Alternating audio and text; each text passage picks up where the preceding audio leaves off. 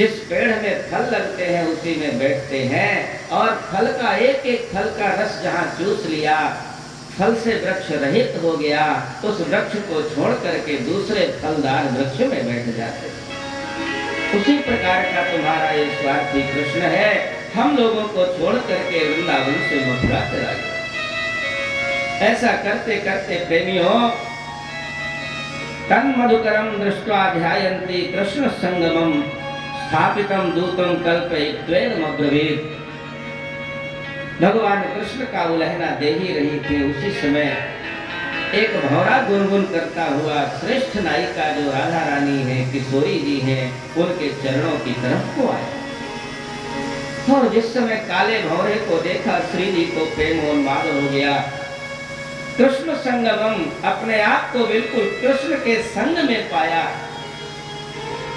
शरीर तो वृंदावन में है, लेकिन हृदय से ठाकुर जी के साथ राधा रानी का आलिंगन होने लगा।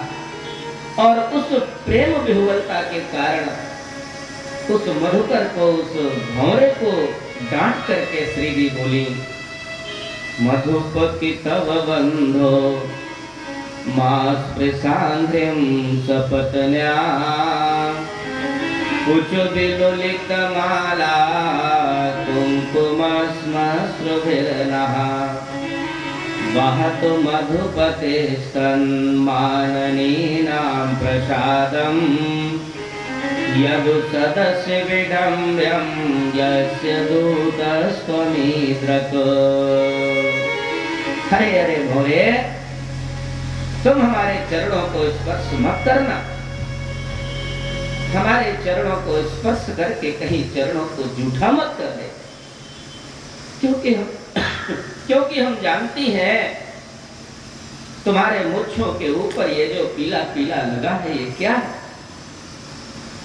मथुरा की देवियों ने अपने शरीर में अंगराग लगा रखा है, और भगवान ने उन मथुरा की देवियों का आलिंगन किया है।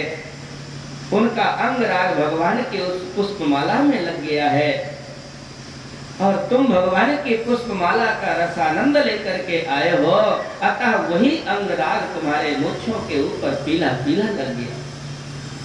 इसलिए तुम हमारे चरणों को स्पर्श करके जूठा मत कर देना। अरे हमें तो विश्वास नहीं हो रहा, इतना छलिया, इतना धोखेबाज, फिर भी लक्ष्मी इसके चरणों को कैसे चिंतन करती। हमें तो बड़ा आश्चर्य लग रहा है। हमारे चरणों को तुम प्रणाम मत करना। और ये गुनगुन करके न मालूम तुम किसका भजन कर रहे हो। क्या तुम अपने मित्र की प्रशंसा कर रहे हो? भौरे, तू तो कल का भगत है। हम तो उस तुम्हारे मित्र के एक एक नहीं कई कई जन्मों की कथा को जानते। ये केवल इसी जन्म का धोखेबाज नहीं, ये तो जन्म जन्मांतर का धोखेबाज। भौरे के बहाने से भगवान को बहुत बुरी तरह से डांट लगाने लगे श्री जी। उन्होंने कहा, रे देख भौरे, ये तुम्हारा मित्र जन्म जन्मांतर का धोखेबाज है। मृगयोरेव कपीन्द्रम दिव्यधे लोभधर्मा स्त्रियमकृत विरूपा सृजितः कामयानाम् बलिमपि बलिमत्वा वेष्टयध्वांशवदयस्तदलमसित सख्यैर्दोस्त्यजस्तत्कथार्थः। हरे भोरे, तुम्हारा वो जो मथुरा वाला मित्र है, श्याम सुंदर है, एक जन्म का धोखेबाज नहीं, जन्म जन्मांतर का बेईमान। जिस समय रामावतार में था, सुग्रीव से मित्रता कर लिया और कहा अपने भाई बाली को ललकारो। जहां सुग्रीव ने बाली को ललकारा, बाली घर से लड़ने के लिए चला। यद्यपि वहां पर तारा ने समझाया, बाली की पत्नी ने समझाया, स्वामी आज तुम लड़ने मत जाओ, क्योंकि जिनसे तुम्हारा भाई मिल चुका है वो कोई साधारण मनुष्य नहीं, साक्षात परमात्मा है। आज वो तुम्हें जरूर मारेंगे। लेकिन उसी समय बाली ने कहा, प्रिय, कहा बाली सुनो भीरु प्रिय, समदर्शी रघुनाथ जो कदापि मोहि मारी है तो पुनि हो भूषणा। अरे भोले, तुम्हारा जो मित्र है वो जन्म जन्मांतर का धोखेबाज। जिस समय रामावतार में सुग्रीव से कहा अपने भाई को ललकारो, बाली लड़ने के लिए चला। तारा ने समझाया, प्रभु आज जिनसे तुम लड़ने जा रहे हो साधारण व्यक्ति नहीं, साक्षात नारायण।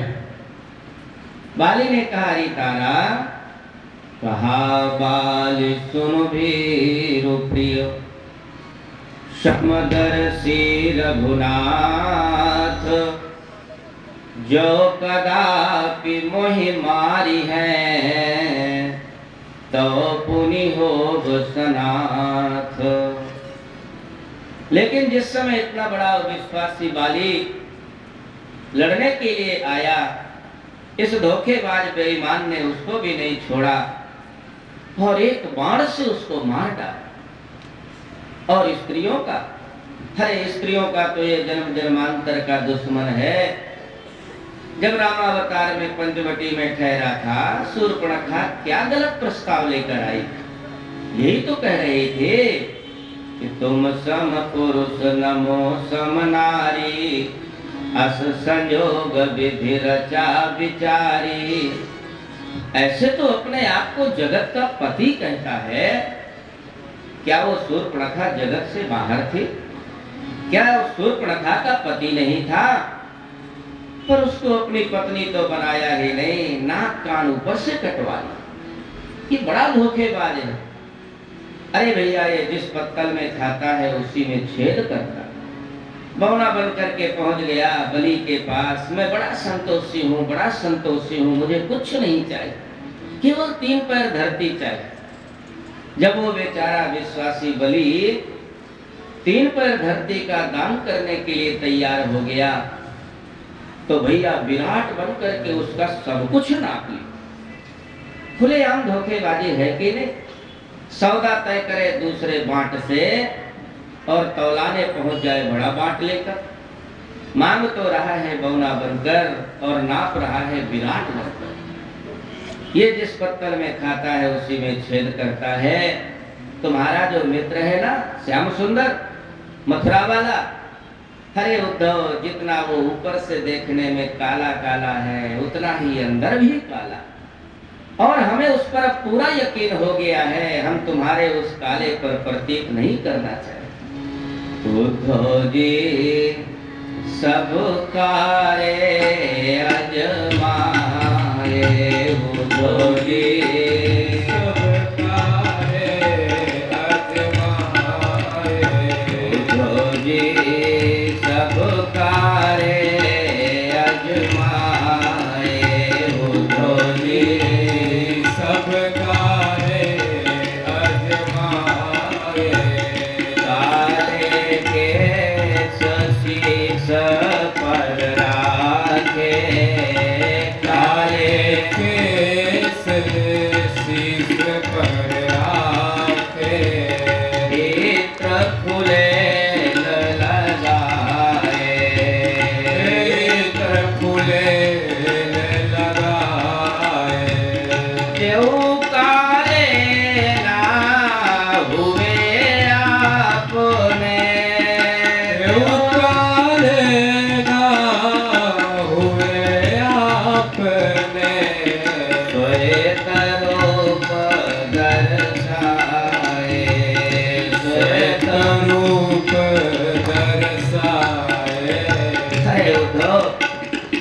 काले बहुत खतरनाक होते हैं। काले काले बालों की कितनी सेवा की जाती है। तरह तरह के साबुन, तरह तरह के शैम्पू, तरह तरह के सोडा से धोया जाता है, लेकिन फिर भी ये काले अपना सफेद रूप दिखाई देते। अरे तुम अगर कहो और कोई होगा, हमारा श्याम सुंदर नहीं है। सूर श्याम को क्या अजमैयो, सूर श्याम को क्या अजमैयो,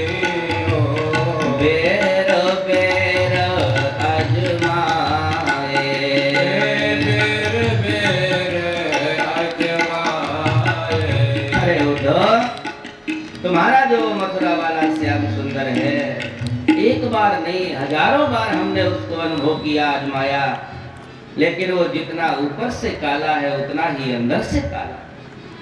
उद्धव जी ने कहा, गोपियों जब इतना जानती हो कि वो बेईमान है, धोखेबाज है, कपटी है, क्रूर है, काला है, तो क्यों उसके विरह में तुम मरती रहती हो, क्यों रोती रहती हो, झुलसती रहती हो? गोपियों ने कहा, उद्धव तू एकदम पोंगा बसंत, अरे तुझे भगवान की लीला और कथाओं का ज्ञान नहीं।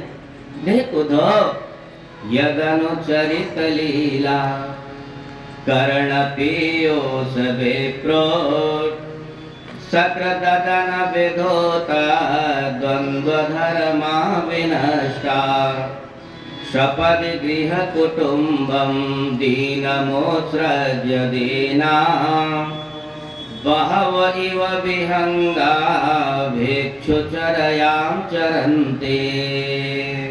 अरे उद्धव, उस श्याम सुंदर की लीलाओं और कथाओं में इतना जादू है, एक बार अगर कोई भगवान की लीलाओं को सुन ले, देख लेता है, एक बार कोई सच्चे भाव से भगवान की कथा सुन लेता है, उसके हृदय से द्वंद्व समाप्त हो जाता है और वो एक भिक्षुक के तरीके एक एक दाना के लिए जैसे भिक्षुक परेशान होता है, वैसे भगवान की रूप माधुरी का एक बार दर्शन करने के लिए वो दर बदर की ठोकर खाता रहता है, चारों तरफ भगवान की रूप माधुरी का दर्शन करने के लिए घूमता रहता है। ये उसकी लीलाओं और कथाओं में जादू। उद्धव जी ने कहा, देवियों तुमने मुझे उलहना देने के लिए बिठाया है कि भगवान का संदेशा सुनने के लिए? हाँ हाँ महाराज, थोड़ी सी गलती हो गई, कृपा करके हमको बताओ हमारे श्याम सुंदर ने क्या संदेशा भेजा? उद्धव जी ने पत्रिका निकाली, निकाल करके गोपियों को दिया। गोपियों ने कहा, महाराज इसमें काले काले अक्षर होंगे और अगर हमने कालों को देखा तो हमारे आंखों से आंसुओं के पनारा बह निकलते हैं। तुम्हारे ये काले काले अक्षर न मालूम कहाँ बह करके चले जाएंगे, इसलिए बड़ी अच्छी कृपा हो, आप ही इसे पढ़ करके सुना दें। प्रेमी उद्धव जी ने जहाँ पत्रिका खोला, लिखा हुआ है, भवती नाम वियोगो में नहीं सर्वात्मना क्वचित यथा भूतानि भूतेषु खंवैवगनिर्जलम मही। उद्धव जी ने पत्रिका खोल करके बताया, देवियों देखियो, उद्धव जी पत्रिका खोलकर पत्रिका बांट जरूर है, लेकिन उद्धव जी की तरफ से भगवान स्वयं बोल रहे हैं, क्योंकि यहाँ पर श्री भगवान वाच लिखा हुआ है। उद्धव जी की तरफ से भगवान स्वयं कह रहे हैं कि भवती नाम वियोगो में, अरे देवियों तुम लोग मेरे वियोग में क्यों झुलस रहे? मैं तुमसे कभी अलग हुआ ही नहीं, और जिससे कभी अलग नहीं हुआ जाता है उसका वियोग कैसा? अरे मैं तो सर्वांतर्यामी के रूप में सब जगह विद्यमान रहता हूँ। यथा भूतानि भूतेषु खं वायु अग्निर्जलम मही, जैसे पंचभूतों में उनकी शक्तियां विद्यमान रहती हैं, पृथ्वी जल तेज वायु आकाश जैसे सब जगह विद्यमान रहता है, उसी प्रकार से संसार के प्रत्येक पदार्थ में मैं विद्यमान रहता हूँ। इसलिए मेरा चिंतन बंद करके निर्गुण निराकार ब्रह्म की उपासना करना प्रारंभ कर दो। मैं तुमसे कभी अलग नहीं रहा, अव्यक्त रूप से मैं तुम्हारे साथ हूँ। जहाँ भैया ये वेदांत की भाषा उस पत्रिका के माध्यम से उद्धव जी सुनाने लगे, गोपियां एकदम से तमतमा उठी। अरे उद्धव, बंद कर अपना ये पथन्ना, क्या तुमने हमें उल्टा समझ लिया? तुझे ये भ्रांति हो गई होगी कि हमारा श्याम सुंदर मथुरा चला गया। अरे उद्धव, तेरी ये भ्रांति। वृंदावनम परित्यज्य पादमेकं न गच्छति। अरे हमारा श्याम सुंदर वृंदावन छोड़ करके एक कदम भी इधर उधर जाने वाला नहीं। तुम्हारा वो मथुरा वाला कृष्ण कोई दूसरा होगा। अब ये निर्गुण बात तुम्हारी सुनने के लिए हमारे हृदय में बिल्कुल जगह नहीं। सूरदास जी ने बहुत अच्छी बात कही इस विषय में।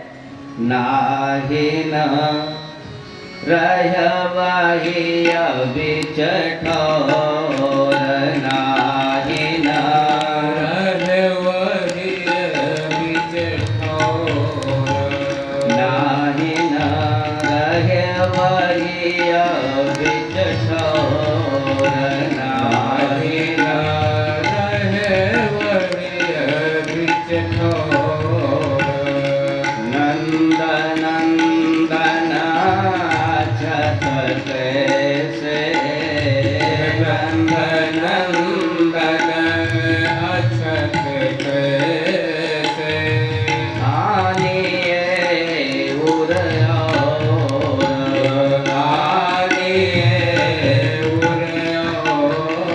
हरे उद्धव, तेरा ये निर्गुण निराकार सुनने की हमारे हृदय में बिल्कुल जगह नहीं। तुझे ये शंका हो गई होगी कि इनका श्याम सुंदर मथुरा चला गया, तो देखो तो हमारा श्याम सुंदर चलत चितवत दिवस जागत चलत चितवत दिवस जागत चलत चितवत दिवस जागत चलत चितवत दिवस जागत स्वप्न सोवत रात स्वप्न सोवत रात हृदय से वह श्याम मूरति हृदय से वो श्याम मूरति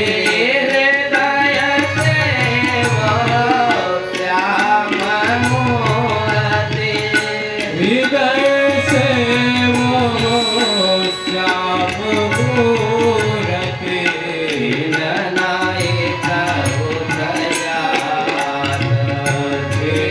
नायक उदयात अरे उद्धव, तुम्हारा वो मथुरा वाला कृष्ण कोई दूसरा होगा? हमारा वृंदावन बिहारी तो चलते फिरते उठते बैठते हमारे साथ रहता है, हमारे साथ में खाता है, हमारे साथ में खेलता है, हमारे साथ में सोता है। एक क्षण के लिए भी हमारा श्याम सुंदर हमसे अलग नहीं हो सकता। तुम अपने वृंदा अपने मथुरा वाले की यहाँ विशेषता बताने आए। उद्धव, हमारे पास तुम्हारा ये निर्गुण ज्ञान सुनने की बिल्कुल जगह नहीं। हम तो जितना हमको जानना था वो हमने जान लिया। गोपियों का ज्ञान कोई सामान्य ज्ञान नहीं है। प्रेमियों गोपियां बड़ी विलक्षण है। नारद भक्ति सूत्र इत्यादि में नारद जी वगैरह कहते हैं भक्ति कैसे करना चाहिए। बोले यथा ब्रज गोपिका नाम, जैसे ब्रज की गोपियों ने भगवान की भक्ति किया उस प्रकार से भक्ति करना चाहिए। गोपियों ने कहा उद्धव, और को समझे ना समझे हमको इतनी समझ भली है। ठाकुर नंद किशोर हमारे ठाकुरानी ब्रस भानु लली है। बस इतना समझना हमारा पर्याप्त है उद्धव। हमारे ठाकुर श्री कृष्ण है और ठाकुरानी श्री राधा रानी है। इसके अलावा ज्ञान क्या चीज है हमारी समझ में नहीं आता है। अपना ये कोथन्ना बंद कर ले, क्योंकि अब ये ज्ञान सुनने की हमारे अंदर जगह बिल्कुल नहीं। उद्धव ज्ञान चर्चा सुहाती नहीं है। उद्धव ज्ञान सुहाती नहीं है। उद्धव ज्ञान चर्चा सुहाती नहीं है। उद्धव ज्ञान चर्चा सुहाती नहीं है।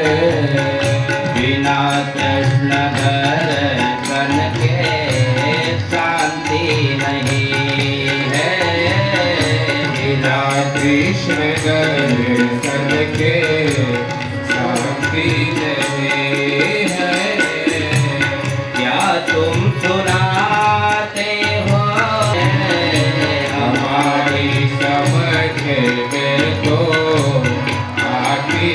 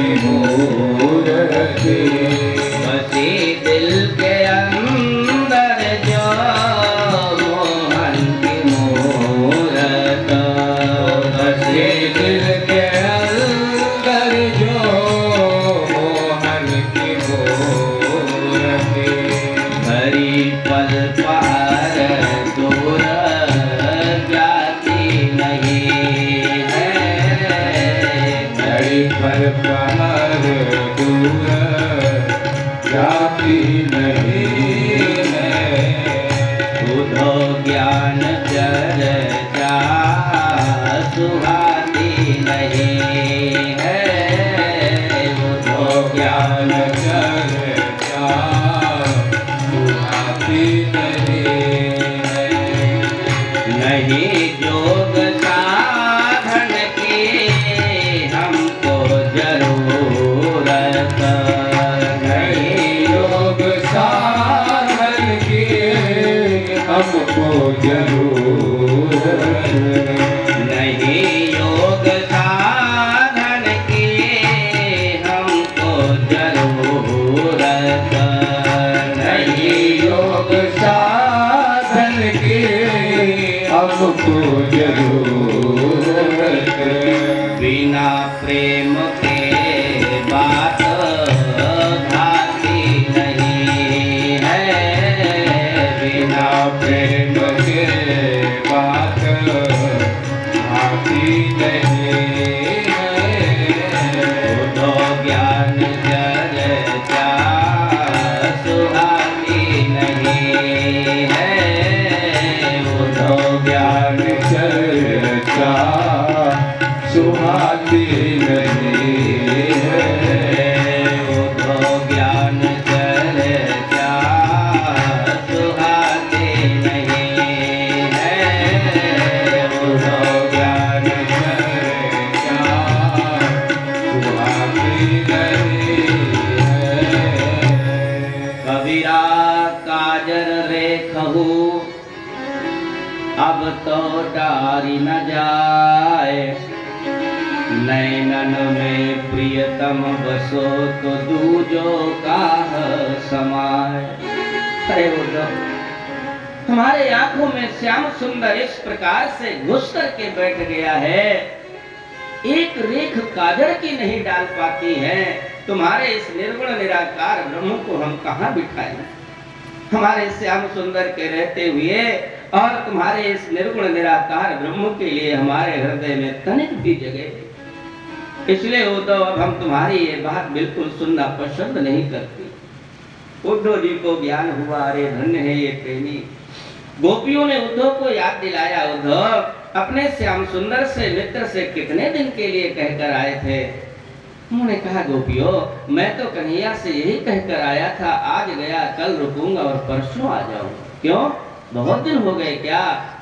गोपियों ने कहा, महाराज आपको वृंदावन आए हुए 6 महीना व्यतीत हो गए। प्रेमियों, वृंदावन वालों के पास ना तो रात्रि है, ना दिन है, ना भूख है, ना प्यास है, ना सोना है, ना जगना है। अहर्निश भगवान का चिंतन किया करते। उद्धव जी ने कहा, रे देवियों तब तो बहुत बड़ा अपराध हो गया, अब मुझे आशीर्वाद दो। उद्धव जी ने तुरंत ब्रजरज को अपने पूरे शरीर में ली की। ब्रजरज को अपने पूरे चेहरे पर लगाया, पूरे शरीर में ब्रजरज को लीपा। आज भी प्रेमियों श्री हित हरिवंश जी के आश्रम में, टटिया वाले आश्रम में स्नान किया जाता है। वहाँ जितने भी भक्त हैं सब सुबह सुबह मुंह में मिट्टी लगाते हैं, ब्रजरज को लगाते हैं। उद्धव जी ने ब्रजरज को धारण किया और धारण करके भगवान के चरणों को दंडवत प्रणाम करते हुए और भगवान से प्रार्थना की। आशा महो चरण रेणु जुषामहं श्याम वृंदावने किमपि गुल्मलतौषधीनां यादोस्त्यजं स्वजनमार्यपथं च हित्वा भेजुरमुकुन्द पदवीं श्रुतिभिरविमृग्याम्। हे नारायण, आज मैंने प्रेम की दीक्षा प्राप्त कर ली। इन गोपियों के चरणों के रज को मैंने आज अपने शरीर में लगाया और इसके फलस्वरूप नारायण हम आपसे प्रार्थना करते, अब हमें ये उद्धव का जीवन नहीं चाहिए। अगर हमारे जरा भी सुकृत हो जीवन में, उसके फलस्वरूप हमें वृंदावन का कुछ बना दे। प्रभु, हम ये भी नहीं चाहते कि आप हमें वृंदावन का मनुष्य बनाइए, कम से कम वृंदावन का पत्थर बना दीजिए, गुलमलता बना दीजिए, अरे यमुना का किनारा बना दीजिए, वृक्ष बना दीजिए, पर कुछ ना कुछ हमें वृंदावन का जरूर बना दीजिए। उर ऊपर नित्य रहूं लटका, अपने बनमाल का फूल बना दे। कर कंज से थामते हो जिसको, उसी वृक्ष कदम्ब का मूल बना दे। टकराती रहे लहरें जिससे, कमनीय कालिंदी का फूल बना दे। पग तेरे छुएंगे कभी न कभी, ब्रजराज हमें ब्रजधूली बना दे। नारायण, मैं आपसे यही बारंबार प्रार्थना करता हूँ, वृंदावन का मुझे कुछ बना दो। पर वास्तव में प्रेमियों, ये वृंदावन धाम इतना पवित्र धाम है। इस वृंदावन में जन्म लेने के लिए बड़े से बड़े योगी महात्मा भी भगवान से प्रार्थना करते कि प्रभु अगला जन्म अगर हमारा हो तो वृंदावन में। बड़े बड़े संत, मोरहू बनाओ तो बनाओ श्री वृंदावन को। अगर हमारे कर्म अच्छे नहीं है, हम मनुष्य नहीं बन सकते हैं, तो वृंदावन का मोर बना दो। मोरहू बनाओ तो बनाओ श्री वृंदावन को। नाच नाच कौक कौक तुमको रिझाऊंगो। मरकट हो बनाओ तो बनाओ श्री वृंदावन को। कूद कूद जोर वृक्षन पे दिखाऊंगो। भिक्षुक हो बनाओ तो बनाओ श्री वृंदावन को। मांग मांग टूकन भक्तन सो खाऊंगो। कीरहु बनाओ तो बनाओ श्री वृंदावन को। श्यामा श्याम श्यामा श्याम आठो याम गाऊंगो। हे नारायण, वृंदावन का हमें कुछ बना। ऐसी दिव्य प्रार्थना, विलक्षण प्रार्थना करते हुए उद्धव जी गोपियों से विदा लिया। नंद यशोदा के पास में आए, बाबा अब हम कृष्ण के पास जा रहे हैं, आपका यदि कोई संदेशा हो तो सुना दो। प्रेमियों, नंद बाबा ने बड़ा विलक्षण संदेशा सुना और ऐसा ही संदेशा हम सभी को भगवान से कहना चाहिए। नंद बाबा ने कहा, उद्धव हमारे श्याम सुंदर से जाकर कहना, मनसो वृत्तयो नः स्युः कृष्ण पादाम्बुजाश्रयाः। वाचो भिधायिनीर्नाम्नां कायस तत्प्रौढादिषु कर्मभिरभ्राम्यमाणानां यत्र क्वापि स्वरेच्छया मङ्गलाचरितैर्दानैर्रतिर्नः कृष्णैश्वरे।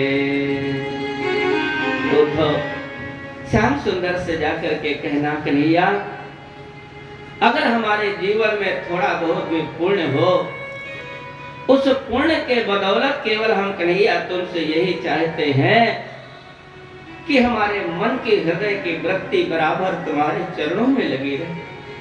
वाणी से अगर हम कुछ कहें तो सिर्फ तुम्हारा गुणगान करें, मन से अगर चिंतन करें तो केवल आपका चिंतन करें, शरीर से तुम्हारी केवल सेवा करें।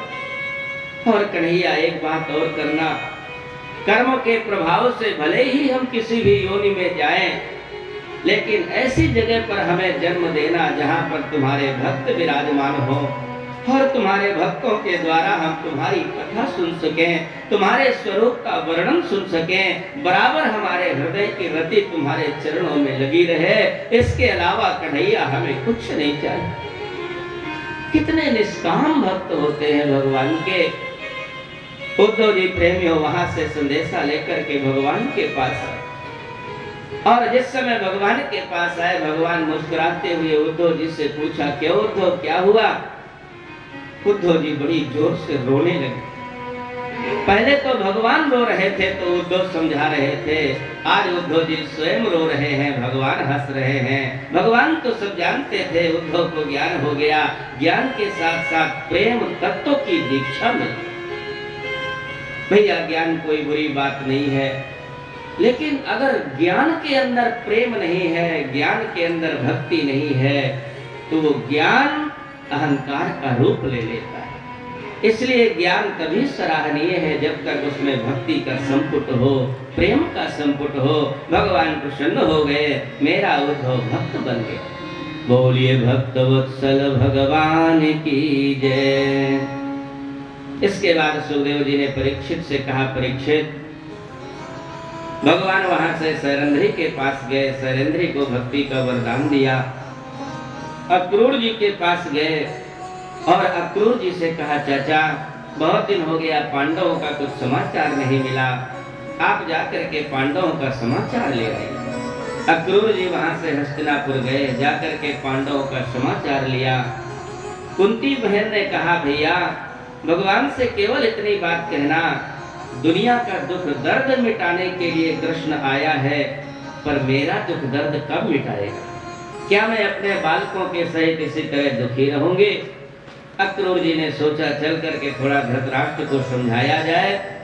धृतराष्ट्र के पास गए, जाकर के कहा, राजन एकः प्रसूयते जंतु एक एव प्रलीयते एको नो भुंक्ते सुकृता मेक एव च दुष्कृतम्।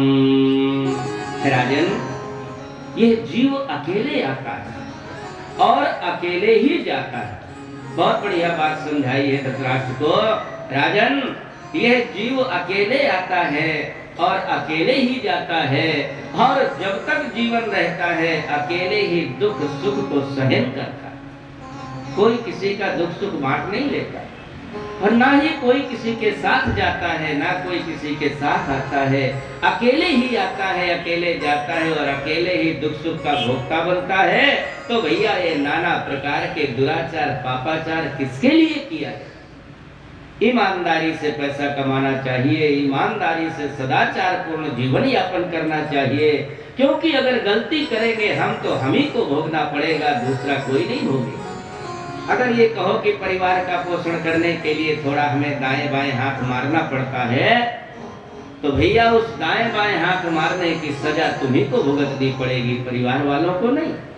इसलिए अपने कर्मों को बहुत ही सावधानी से व्यतीत करना चाहिए, बहुत सावधानी से जीवन जीना चाहिए।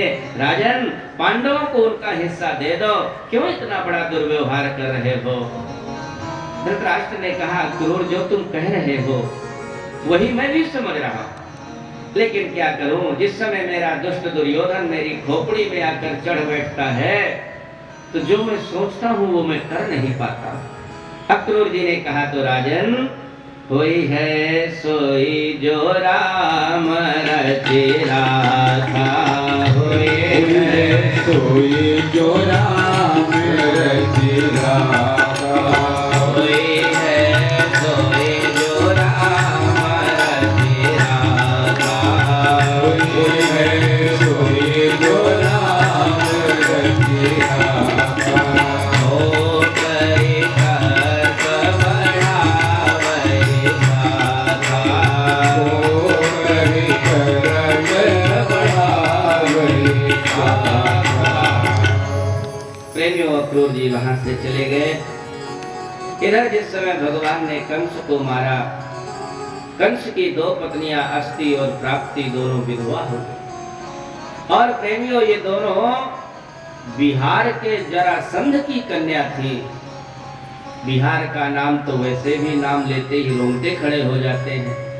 और जिस समय ये दोनों विधवा कन्याएं जरासंध के पास गईं और जाकर के अपने विधवापना का कारण बताया, जरासंध एकदम आग बबूला हो गया। क्योंकि भैया पिता के जीवन का सबसे बड़ा दुखमय समय यही होता है कि उसके ही सामने उसकी कन्या जब विधवा हो जाती है, पिता के दुख का कोई ठिकाना नहीं रहता। जरासंध ने 23 अक्षौहिणी सेना तैयार किया, दौड़ करके सब सेना को लेकर के मथुरा में गया, चारों तरफ से मथुरा को घेर लिया, युद्ध के डंका बजने लगे, युद्ध के लिए बुलावा देने लगा। भगवान दौड़े दौड़े दाऊ जी के पास गए। दाऊ जी, बड़ा भयानक शत्रु आ गए। दाऊ जी ने कहा, कन्हैया तू और किसी को बेवकूफ बनाना, मैं तुम्हें अच्छी तरह से जानता हूँ। जिसकी भौहें टेढ़ी होने से सारी सृष्टि का संहार हो सकता है, उसके लिए ये 23 अक्षौहिणी सेना कोई बड़ी बात नहीं। चलो कन्हैया, जिसलिए हमारा तुम्हारा अवतार हुआ है वो कार्य प्रारंभ किया गया। उसी समय प्रेमियों, आकाश से एक रथ आया, 2 रथ आए और दोनों में बड़े दिव्य विमान में बड़े दिव्य आयुध रखे हुए थे।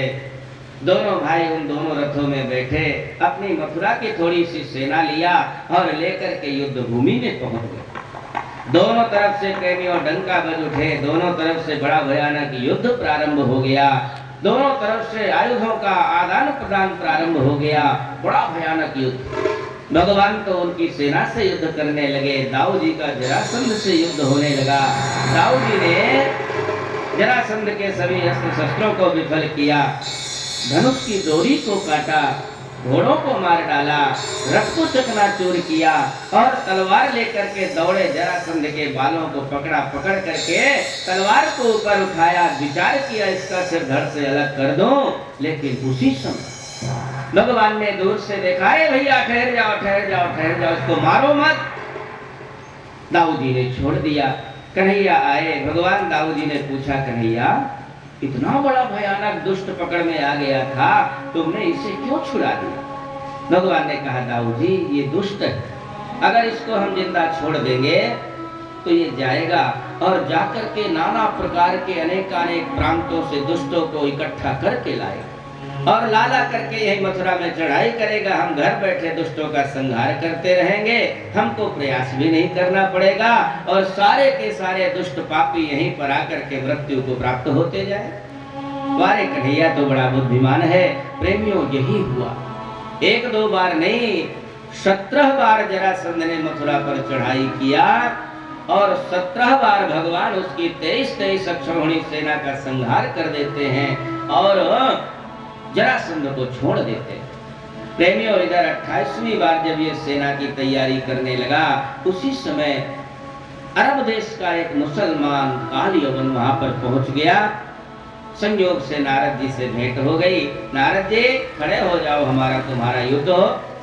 नारद जी ने कहा, भैया हम ब्राह्मण आदमी हैं, हमारे हिस्से में 2 ही काम हैं, एक तो भोजन करना और दूसरा भजन करना।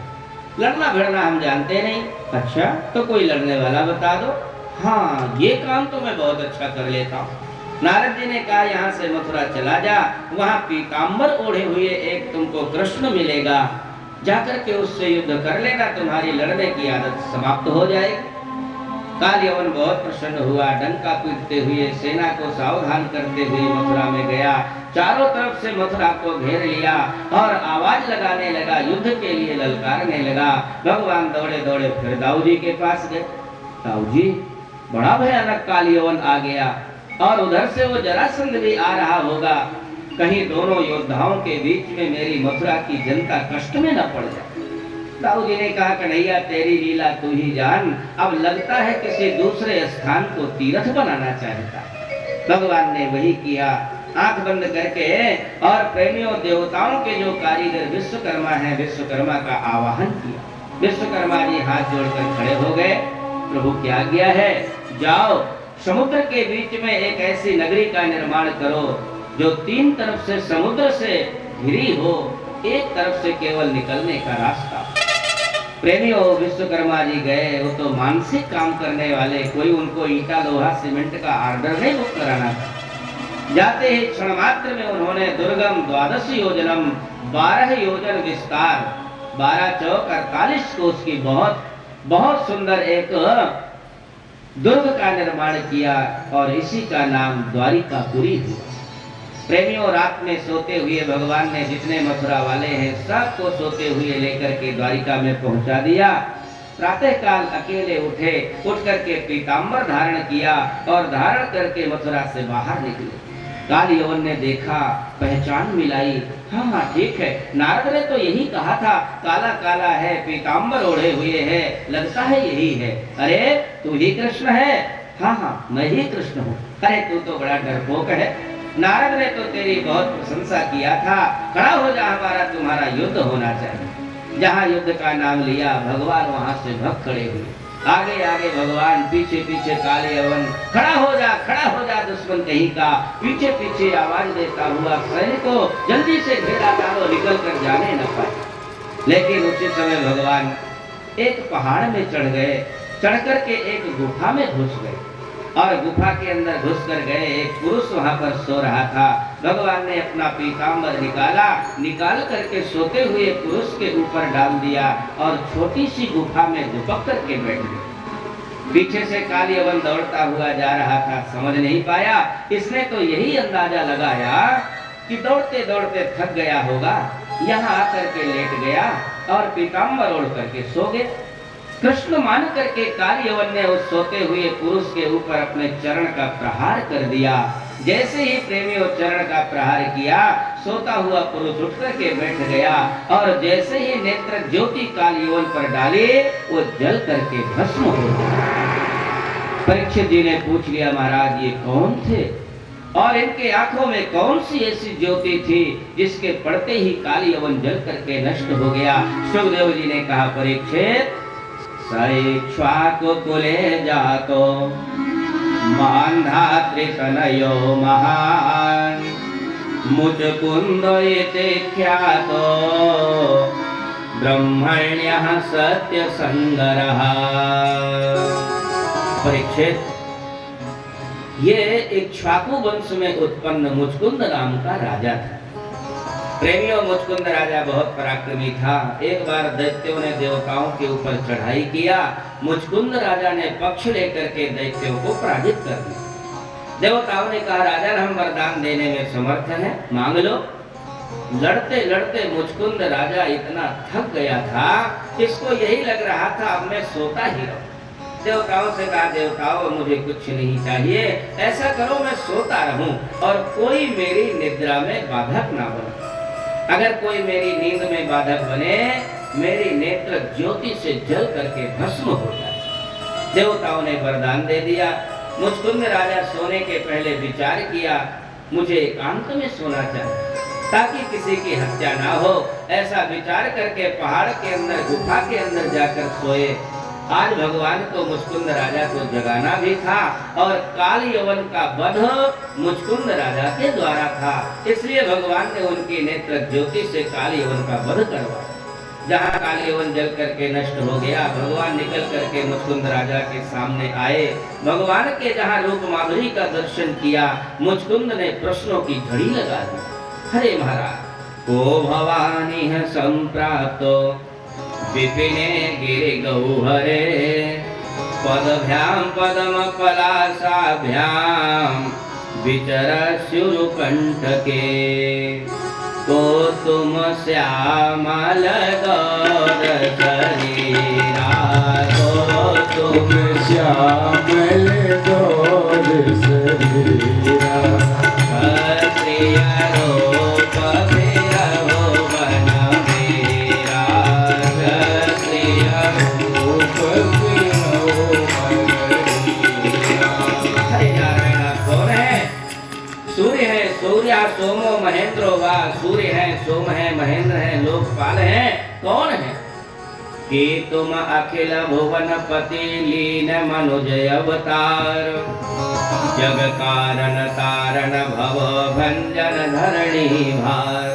प्रभु आप कौन है, अपना परिचय दीजिए।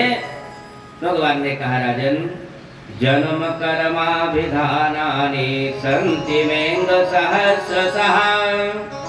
अरे राजन, मैं अपने जन्म कर्मों की बात तुमसे नहीं बता सकता, क्योंकि मेरे इतने जन्म हैं, इतने कर्म हैं कि मैं स्वयं अपने जन्मों की गणना नहीं लगा सकता।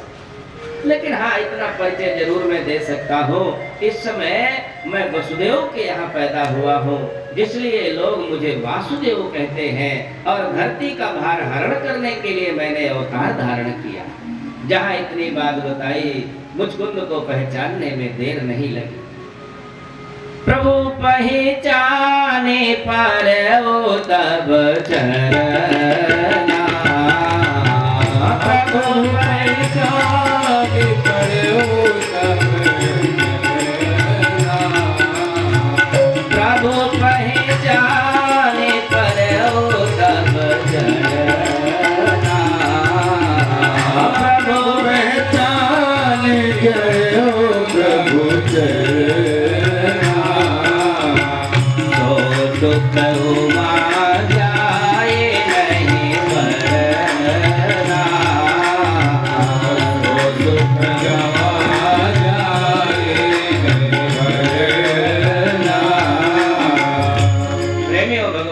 पहचान करके मुचकुंद राजा चरणों में गिर पड़े। भगवान ने उनको भक्ति का वरदान दिया, जाओ बद्रिकाश्रम में जाकर के मेरी तपस्या करो। मुचकुंद राजा वहां से बद्रिकाश्रम गए, भगवान की तपस्या किया, इनका शरीर छूटा और भगवान की कृपा से यही मुचकुंद राजा अगले जन्म में नरसिंह मेहता के रूप में अवतार लिया, भगवान के भक्त के रूप में अवतार लिया। बोलिए सच्चिदानंद भगवान की जय। इधर प्रेमियों 18वीं बार जरासंध बड़ी सुंदर सेना का तैयारी करके और बड़ी सुंदर ब्राह्मणों को लक्ष्य चंडी यज्ञ में बिठाया और बिठा करके कहा, देखो ब्राह्मणों, अच्छी प्रकार से पूजा पाठ करना, अगर इस बार मैं युद्ध में जीत गया तो मुहमांगी दक्षिणा दूंगा और यदि हार गया तो मेरी लपलपाती तलवार देख लो, सभी का सिर धड़ से अलग कर दूंगा।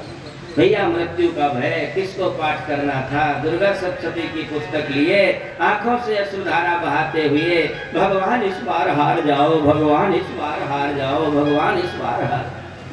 यही ब्राह्मण लोग बेचारे पाठ कर रहे थे। भगवान तो भक्त वत्सल ठहरे, जहां ये 18वीं बार मथुरा में चढ़ाई किया, भगवान को आवाज लगाई, दोनों भाई पीताम्बर ओढ़ करके मथुरा से बाहर निकले। जहां युद्ध के लिए ललकारा, उधर ब्राह्मणों की आवाज भगवान के कान में पड़ रही थी। भगवान को अपने हारने का तनिक भी विचार नहीं आया। तुरंत युद्ध भूमि छोड़ करके वहां से भक्त खड़े हुए, बोलिए रण छोड़ भगवान की जय। भगवान का बड़ा सुंदर रणछोड़ ऐसा नाम पड़ गया। दोनों भाई भगते हुए गिरनार पर्वत पर चढ़ गए। पीछे पीछे जरासंध, अरे दौड़ो दौड़ो, घेरा डालो, निकल कर जाने न पाए। अपनी योग माया से दोनों भाई गिरनार पर्वत के ऊपर से छलांग लगाए और सीधे वहां से द्वारिका पहुंच गए। इसने चारों तरफ पर्वत में खोज लगाई, जब कहीं नहीं मिले, ईंधन डाल करके पूरे पर्वत में आग लगा दी और अपने आप को विजेता मान लिया। लौट करके आया बिहार में, ब्राह्मणों की खूब पूजन किया, खूब ब्राह्मणों की मुहमांगी दक्षिणा प्रदान किया और तब से ये ब्राह्मणों का बड़ा भक्त बन गया। इधर प्रेमियों, द्वारिका में आने के बाद भगवान के बड़े भाई दाऊ जी का विवाह रेवती के साथ हुआ। इनकी कथा आप लोग पहले सुन चुके हैं। और भगवान का पहला विवाह रुक्मिणी जी के साथ हुआ। भगवान ने गिरजा गृह से रुक्मिणी जी का अपहरण किया, अपहरण करके द्वारिका में लाए और लाकर के उनके साथ पाणी ग्रहण संस्कार किया। परीक्षित ने प्रश्न कर दिया, महाराज ये क्या? अरे भगवान तो धर्म की धुरी को धारण करने वाले हैं, धार्मिक आचरण करने वाले हैं, और ये अपहरण करके विवाह करना, ये तो राक्षसी विवाह है। भगवान मर्यादा का उल्लंघन नहीं करते, आखिर इनके विवाह में इनको अपहरण करने की क्या जरूरत पड़ गई? रुक्मिणी विवाह की कथा हमें सुनाई। सुखदेव जी ने कहा, राजन सुनो, राजा से भीष्म को नाम विदर्भाधिपतिर महान, तस्य पंचा भवन पुत्राः कन्यैका च वरानना। सुखदेव जी ने कहा, राजन, विदर्भ देश में एक बड़ा सुंदर भीष्मक नाम का राजा था और उनके 5 पुत्र थे, रुक्मी, रुक्मरथ, रुक्मबाहु, रुक्मकेश और रुक्ममाली। ये 5 पुत्र थे और सबसे छोटी कन्या थी जिसका नाम रुक्मिणी। प्रेमियों, जिस समय कन्या सयानी हुई, प्रत्येक माता पिता को कन्या के प्रति चिंता सताने लगती है, विवाह की चिंता हुई। उसी समय नारद जी महाराज पहुंच गए। नारद जी के चरणों में गिर करके राजा भीष्मक ने प्रार्थना किया, प्रभु जरा बताओ तो इस कन्या के योग्य कौन सा वर है? नारद जी ने थोड़ा उंगलियों में अंगूठे को घुमाया, वो तो अंतर्यामी थे। उन्होंने कहा, राजन, इस कन्या के योग्य अगर कोई वर है तो द्वारिकाधीश भगवान श्री कृष्ण है, दूसरा कोई इस कन्या के योग्य है ही नहीं। भैया तब से बराबर भीष्मक और उनकी पत्नी भगवान के लिए कन्या समर्पित करने का विचार बनाए बैठे। लेकिन उनका जो बड़ा बेटा था रुक्मी, भैया ये भगवान से दुश्मनी मानता था। इसने क्या किया, जिस समय कन्या के विवाह का समय आया, तुरंत इसने फलदान का सामान लिया, लेकर के शिशुपाल का जाकर के तिलक कर आया। तिलक चढ़ा करके घर में आया, विवाह की तैयारियां होने लगी। अब तो रुक्मिणी का मन नहीं लग रहा। रुक्मिणी ने सोचा, क्या बताऊं, भाई अगर दुष्ट होता है तो पिता की एक नहीं चलती। पिताजी बारंबार मना करते हैं, अरे बेटा रुक्मिणी का विवाह श्री कृष्ण के साथ करना है, लेकिन दुष्ट बालक पिता को डांट करके बिठा देता है। अरे बाबा आप बूढ़े हो चुके हो, बैठो, ये सब काम हम संभाल लेंगे। भैया जिस समय तिलक कराया, विवाह की तैयारियां होने लगी, रुक्मिणी जी से रहा नहीं गया। रुक्मिणी जी ने तुरंत एक ब्राह्मण को बुलाया, बुला करके एक पत्रिका लिखी और लिख करके ब्राह्मण के हाथ में दिया, निवेदन किया, हे ब्राह्मण देवता द्वारिका जाकर के भगवान श्री कृष्ण के चरणों में ये पत्रिका निवेदन कर दो। ब्राह्मण देवता वहां से गए। जिस समय द्वारिका पहुंचे, प्रतिहारी ने बताया कोई कुंडिनपुर से ब्राह्मण आया है। भगवान ने कहा बड़े आदर से उनको सभा में प्रवेश कराओ। ब्राह्मण को सभा में प्रवेश कराया गया। कहो महाराज कैसे आना हुआ? ब्राह्मण ने कहा प्रभु मैं कुंडिनपुर से राजकन्या का संदेशा लेकर के आया हूँ, पर महाराज थोड़ा एकांत में चलो, एकांत में कन्या का संदेशा सुनाओ। भगवान ने कहा ब्राह्मण देवता संसार का प्रेम जो जीवों के साथ होता है वो तो लुक छिप करके होता है, लेकिन मेरा जो प्रेम होता है जीवों के साथ डंके की चोट से होता है। तुम यहीं पर बताओ क्या संदेशा आया है कन्या का? ब्राह्मण देवता पत्रिका निकाली, भगवान की तरफ को बढ़ाया। अरे नहीं नहीं, इसमें कोई मांगलिक समाचार होंगे, आप ही पढ़ करके सुनाओ। ब्राह्मण ने पत्रिका खोला, लिखा हुआ है रुक्मिण्यवाच श्रुत्वा गुणान् भुवन सुंदर शृण्वतां ते निरवेश्य कर्ण विवरैर्हरतोऽन्धतापम् रूपं दृशां दृशिमतामखिलार्थलाभम् त्वयि अच्युता विशति चेत्तमपत्रपं मे। हे भुवन सुंदर, जब से नारद जी के द्वारा आपके स्वरूप का वर्णन हमने सुना, आपके रूप का वर्णन, आपके गुणों का वर्णन सुना, तब से महाराज हमारे चित्त में आपके स्वरूप की छवि बैठ गई। हमारे चित्त में, हमारे हृदय में आपका स्वरूप छप गया। महाराज हम बारंबार आपसे प्रार्थना करते हैं आप हमें पति रूप में प्राप्त हो। यद्यपि मैं समझती हूँ नारायण कि मैं आपके लायक नहीं, ना तो विद्या में आपकी बराबरी कर सकती हूँ, ना रूप में, ना गुणों में, मैं किसी तरह से आपके बराबर नहीं हूँ। लेकिन फिर भी एक संत के वचनों पर विश्वास करके नारद जी ने कहा था इस कन्या के योग्य अगर कोई वर है तो वो द्वारिकाधीश कृष्ण है। इसलिए महाराज मैं अपना ये आत्म निवेदन भेज रहे हैं। प्रभु मैं निवेदन में ये प्रार्थना करना चाहती हूँ, जीवन में जो कुछ मैंने सत्कर्म किया हो, जो कुछ मैंने जीवन में व्रत किया हो, उपवास किया हो, और उसका जो भी फल मिलता हो, उसके बदले में यही चाहती हूँ कि मुझे आप पति रूप में प्राप्त हो। नारायण यदि आप ऐसा नहीं करेंगे, मेरी प्रार्थना को आप स्वीकार नहीं करेंगे, तो नारायण बड़ा अनर्थ हो जाएगा।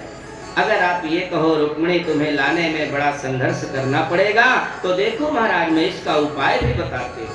पूर्तेष्ट दत्त नियमाव्रत देव विप्र अंतः पुरांतरचरी मनिहत्य बंधुं स्वामुदबहे कथमिते प्रवदाम्युपायम् पूर्वेद्युरस्ति महती कुलदेवी यात्रा यस्यां बहिर्नववधूर्गिरिजामुपेयात्। प्रभु अगर आप ये कहें तुम्हें लाने में बड़ा संघर्ष करना पड़ेगा, तो मैं अपना उपाय भी बताती हूँ। नारायण हमारे यहाँ परंपरा है विवाह के पहले कुल देवी का पूजन किया जाता है। तो जिस समय मुझे कुल देवी में ले जाया जाए, नारायण आप वहीं मंदिर में आकर के मेरा अपहरण कर लो।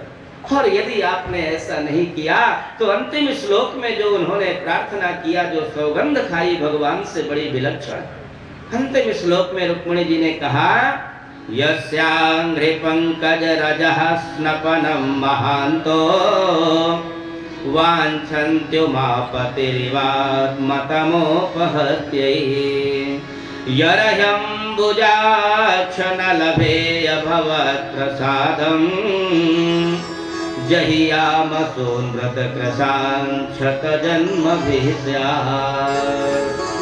हे नारायण यदि इतना निवेदन करने के बाद भी आप मुझे प्राप्त नहीं हुए तो मैं दूसरे किसी का वर्ण नहीं करूं।